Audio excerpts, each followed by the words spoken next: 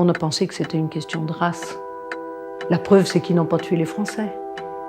Se faire massacrer lâchement, leur fureur disait que les troupes noires sont des sauvages.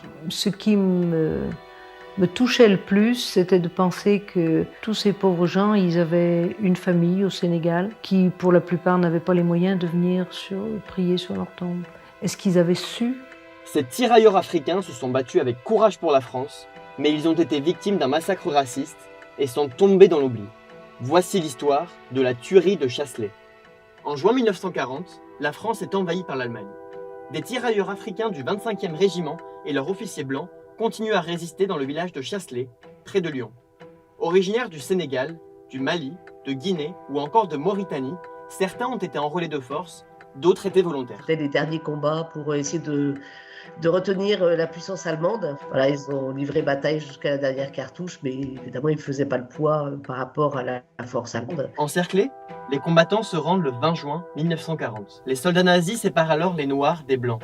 Et au milieu d'un champ, ils abattent une cinquantaine de tirailleurs africains à coups de mitraillettes. Les tirailleurs ont été rangés du côté droit de la route. Une fois les tirailleurs fusillés, ils sont passés dessus avec les chars. Donc j'ai appelé, j'ai dit, est-ce qu'il y a des vivants? Et il y en avait un qui avait 20 ans. On aurait dit un gosse, quoi. Il avait les deux jambes complètement écrasées, le temps qu'il avait passé dessus. Il me disait, tu crois qu'on va m'emmener à l'hôpital? J'ai dit, bah, bien sûr, ça va arriver, je veux rester avec toi, il me disait. Alors, je suis allée le voir, mais il était mort. Oui, j'en pleurerais de repenser. Oui.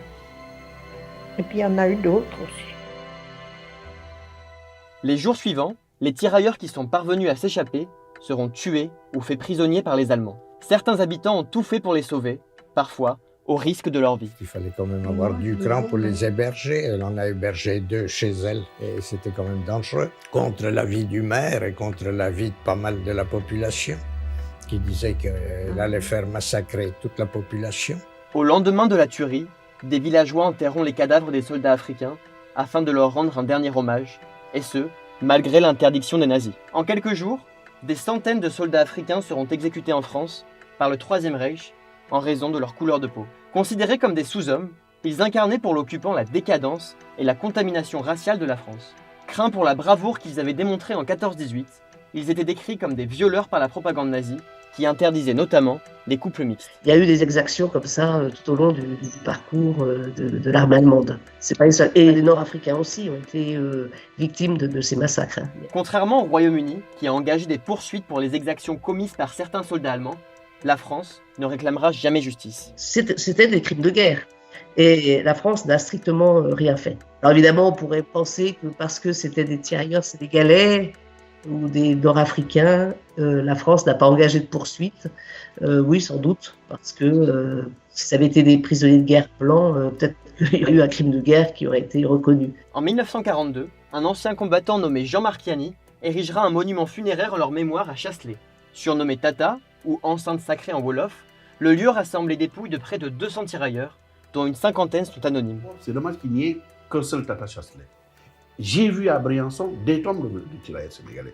J'ai vu dans les Vosges des tombes de tirailleurs sénégalais. J'ai vu en Bretagne des tombes de tirailleurs sénégalais. Aujourd'hui, ce sont presque des morts anonymes. Des personnalités appellent désormais à renommer des lieux publics en hommage à ces soldats et à inclure ce chapitre sanglant de l'histoire de France dans les manuels scolaires. En janvier 2022, 2 plaques où figurent les noms de 25 soldats ont été dévoilées par le gouvernement.